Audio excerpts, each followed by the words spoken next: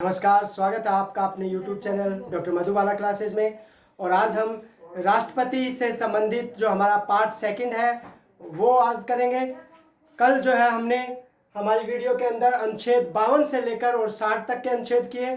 आज हम अनुच्छेद 61 से लेकर और 331 तक जो राष्ट्रपति से संबंधित महत्वपूर्ण अनुच्छेद हैं उनको आज करेंगे। तो पहले अनुच्छेद 61, राष्ट्रपति पर महाभियोग चलाने की प्रक्रिया, इसे डिटेल से अभी नेक्स्ट करेंगे। अनुच्छेद 61 जो है वो राष्ट्रपति पर महाभियोग चलाने की प्रक्रिया है। वहीं अनुच्छेद 62 जो है वो राष्ट्रपति के पद में रिक्ति को भरने के लिए निर्वाचन करने का समय, यानी अगर मान लो राष्ट्रपति का जो पद है वो आकस्मिक कारणों से रिक्त हो गया है तो राष्ट्रपति कि पद की रिक्ति को भरने के लिए निर्वाचन करने का समय, यानी निर्वाचन करने का समय क्या होगा कि अगर मान लो राष्ट्रपति का चुनाव जो है उनका जो पद है वो रिक्त हो गया है किसी कारणवश, तो 6 महीने के अंदर अंदर चुनाव करवाने जरूरी हैं। फिर है आकस्मिक रिक्ति को भरने के लिए निर्वाचित व्यक्ति की पदावधि, जो व्यक्ति चुनकर आएगा उस व्यक्ति की पदावधि भी 5 वर्ष की होगी। जब वो शपथ ग्रहण करेगा उससे 5 वर्ष तक वो अपने पद पर रहेगा।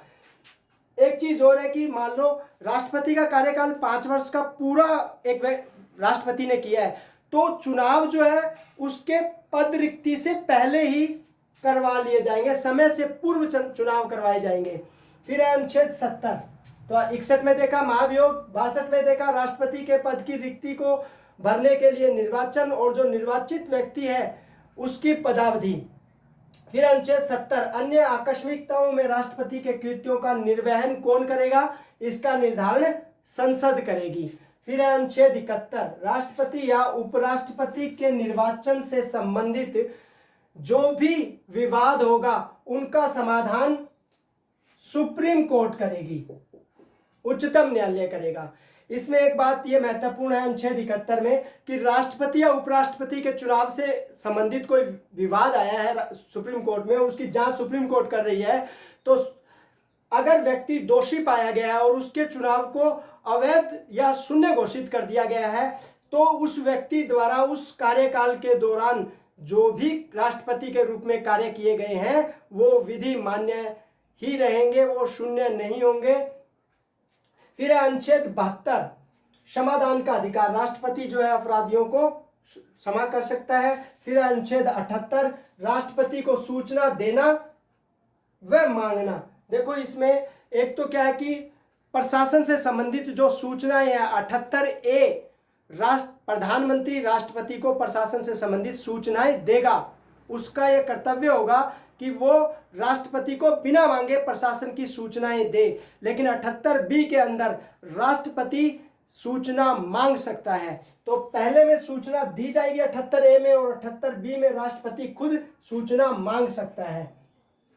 फिर अनुच्छेद 331, ये अनुच्छेद अब की बार पूछा जा सकता है प्रतियोगी परीक्षा में, महत्वपूर्ण पूछा जा सकता है क्योंकि यह अनुच्छेद इसलिए पूछा जा सकता है क्योंकि अभी 2019 में एक संविधान संशोधन हुआ, अनुच्छेद 331 और 333 को, इसके अंदर जो प्रावधान था उसको समाप्त कर दिया गया है।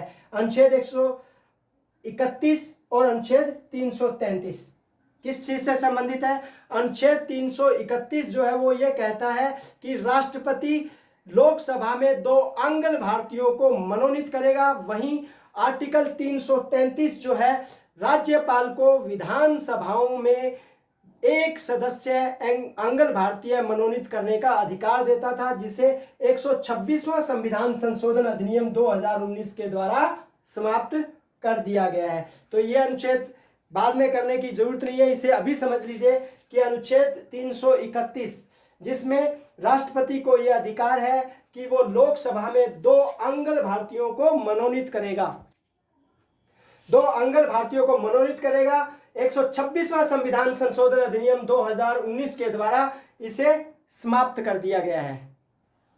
अब एक बार इसका स्क्रीनशॉट लीजिए, उसके बाद इसको डिटेल से करते हैं। अनुच्छेद 61, महत्वपूर्ण अनुच्छेद है। राष्ट्रपति पर महाभियोग चलाने की जो प्रक्रिया है उसका उल्लेख किया गया है अनुच्छेद 61 में। इसमें यह बताया गया है कि संविधान का अतिक्रमण करने पर राष्ट्रपति को महाभियोग की प्रक्रिया द्वारा पद से हटाया जा सकता है। तो इसमें अनुच्छेद 61(1) में यह कहा गया है कि संविधान के अतिक्रमण के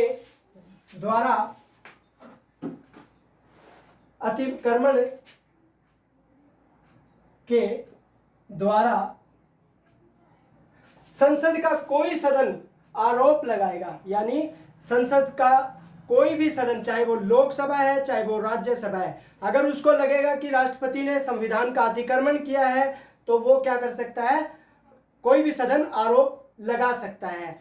लेकिन 61(2) में यह कहा गया है कि आरोप तब तक नहीं लगाया जाएगा जब तक कि कम से कम 14 दिन की लिखित सूचना नहीं दी गई। यानी राष्ट्रपति को अगर मान लो 14 दिन की लिखित सूचना दे दी गई है कि आपने संविधान का अतिक्रमण कर दिया है, तब कोई भी सदन जो है वो अतिक्रमण का आरोप लगा सकता है और महाभियोग की प्रक्रिया को चालू कर सकता है। तो कम से कम 14 दिन की लिखित सूचना देनी पड़ेगी राष्ट्रपति को, और उस सदन की कुल सदस्य संख्या के कम से कम 25%, यानी 1/4 सदस्यों ने ऐसा कोई संकल्प प्रस्तावित करने का आशय प्रकट कर दिया है कि हम 14 दिन की पहले सूचना दे दी, उसके बाद कम से कम 1/4 यानी 25% सदस्यों ने यह उद्देश्य प्रस्तावित कर दिया है, संकल्प ले लिया है कि हम महाभियोग लेके आएंगे।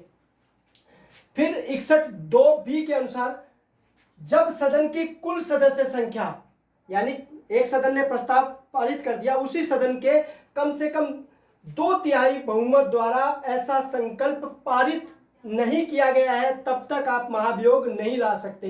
देखो पहले तो क्या है कि उसके द्वारा अतिक्रमण किया जाना जरूरी है, फिर आरोप अगर आपने लगाना है तो कम से कम 14 दिन की लिखित सूचना देनी होगी, और उसके पश्चात 25% सदस्य ये प्रस्तावित करने का संकल्प लेंगे कि हम महाभियोग लाना चाहते हैं। फिर उसके बाद कम से कम 2/3 मेंबर द्वारा, यानी 66% जो सदस्य हैं उस सदन के, उनके द्वारा संकल्प को पारित किया जाना जरूरी है। और जब ऐसा कर दिया जाता है तो दूसरे सदन के पास जाता है, और दूसरा सदन जो है वो इस आरोप का अन्वेषण करता है, जांच करता है या करवाता है। फिर ऐसे अन्वेषण के अंदर जो है राष्ट्रपति को उपस्थित होने का और अपना प्रतिनिधित्व कराने का भी अधिकार होगा। अगर मान लो दूसरे सदन जो कि जांच कर रहा है, अन्वेषण कर रहा है, उसके द्वारा भी अपने 2/3 सदस्यों के द्वारा ऐसा संकल्प पारित कर दिया जाता है, तो ऐसा संकल्प पारित होते ही राष्ट्रपति को उसके पद से हटाना होगा। तो ये थी हमारी महाभियोग की प्रक्रिया, जिसमें अतिक्रमण का आरोप अगर लगाना है तो 14 दिन की लिखित सूचना देनी होगी। फिर उस लिखित सूचना के पश्चात 25% सदस्यों, 1/4 प्रतिशत सदस्यों के द्वारा ऐसा संकल्प लाना होगा, प्रस्तावित करना होगा कि हम महाभियोग लाना चाहते हैं। फिर उसी सदन के 2/3 यानी 66% सदस्यों द्वारा उस संकल्प को पारित करना होगा। फिर दूसरे सदन के पास जाएगा, दूसरा सदन उसकी जांच करेगा या करवाएगा, और फिर उसके बाद जांच करने के बाद अगर वो सदन भी, दूसरा सदन जो है 2/3 बहुमत से उसे पारित कर देता है, तो राष्ट्रपति को अपने पद से हटना होगा। अब ये तो था भारत का। अगर हम अमेरिका की बात करें तो वहाँ भी इम्पीचमेंट है, वहाँ भी महाभियोग है, लेकिन वहाँ महाभियोग सीनेट लाती है और सुप्रीम कोर्ट का जो मुख्य न्यायाधीश होता है वो उसकी जांच करता है। तो अब एक बार आप इसका स्क्रीनशॉट लीजिए, उसके बाद हम जो है नेक्स्ट जो अनुच्छेद है वो करते हैं। अनुच्छेद 62, राष्ट्रपति के पद में रिक्ति को भरने के लिए निर्वाचन करने का समय। अगर मान लो राष्ट्रपति का जो पद है वो किसी कारण रिक्त हो गया है, तो उस रिक्ति को भरने के लिए निर्वाचन करने का समय क्या होगा।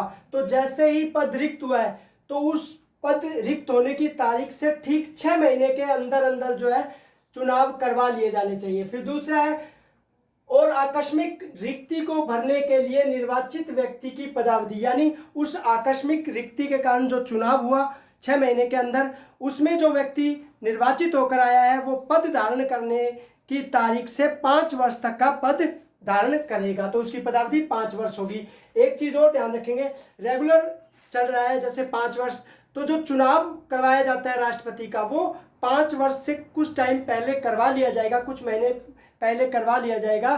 फिर जैसे ही टाइम पूरा होगा नया राष्ट्रपति अपने पद पर आसीन हो जाएगा। तो पदावधि की समाप्ति से पूर्व ही चुनाव पूर्ण करा लिए जाएंगे। पद की रिक्ति की तारीख के पश्चात यथाशीघ्र 6 माह बीतने से पहले चुनाव करवा लिए जाएंगे। निर्वाचित व्यक्ति अपने पद पर पद धारण की तारीख से 5 वर्ष तक पद धारण करेगा।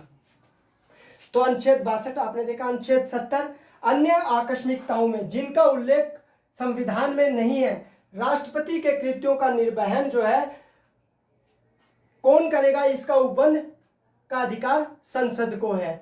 फिर अनुच्छेद 71 राष्ट्रपति या उपराष्ट्रपति के चुनाव से संबंधित जो विवाद है उनकी जांच सुप्रीम कोर्ट करेगी, लेकिन ऐसे निर्वाचन से संबंधित या संसक्त जो विषय है उनका विनियमन करने का अधिकार संसद को होगा। जांच सुप्रीम कोर्ट करेगा, विनियमन कौन कर सकता है इन विषयों का, संसद करेगी।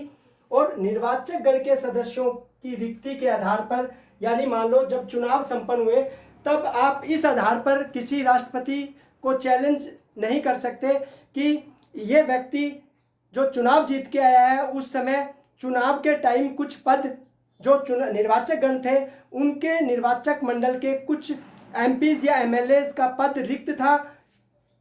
इस आधार पर आप किसी राष्ट्रपति के चुनाव को चैलेंज नहीं कर सकते। अगर चुनाव शून्य घोषित कर दिया जाता है सुप्रीम कोर्ट के द्वारा तो उसके द्वारा किए गए जो कार्य हैं वो अविधि मान्य नहीं होंगे, वो विधि मान्य ही रहेंगे।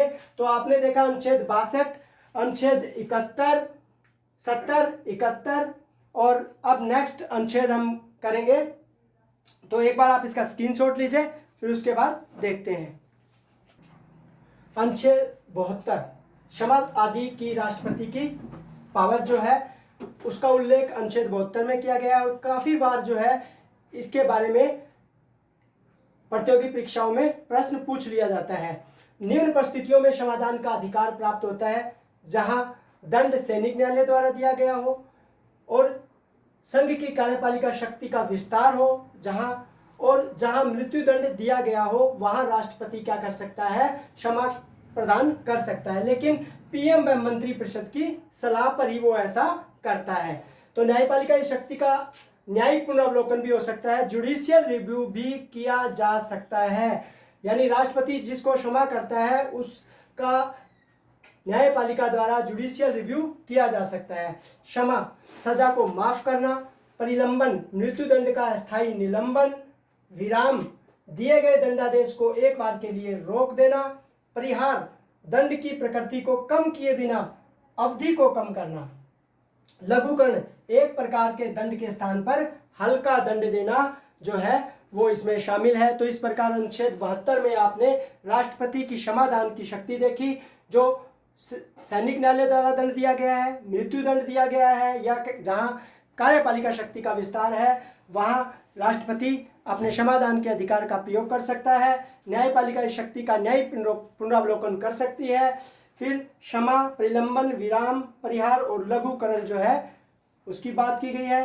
पीएम व मंत्रिपरिषद की सलाह पर राष्ट्रपति ऐसा करता है।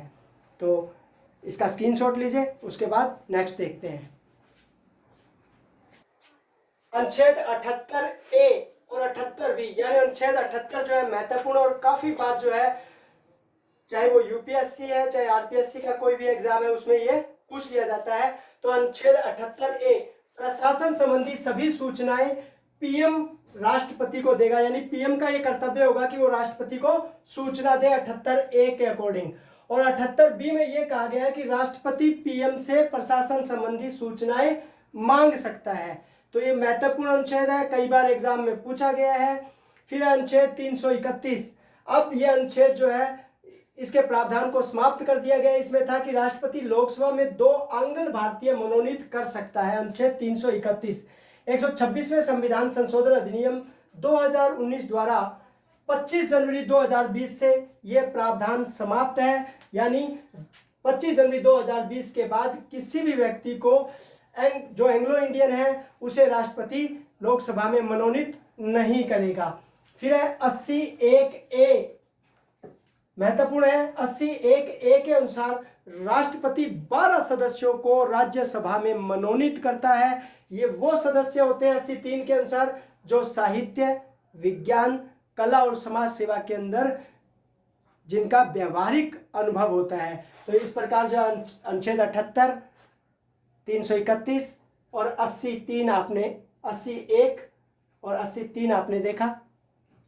331 जो है यहाँ लोकसभा में 2 एंग्लो इंडियन कौन करता है? राष्ट्रपति। वहीं 333 में राज्यपाल जो है राज्य की विधानसभाओं में 1 एंग्लो इंडियन को मनोनीत करता है, वो भी 25 जनवरी 2020 से समाप्त हो जाएगा। तो उम्मीद करता हूं कि आपको वीडियो पसंद आई होगी। नेक्स्ट वीडियो में जो राष्ट्रपति के और महत्वपूर्ण अनुच्छेद हैं उन्हें देखेंगे। धन्यवाद।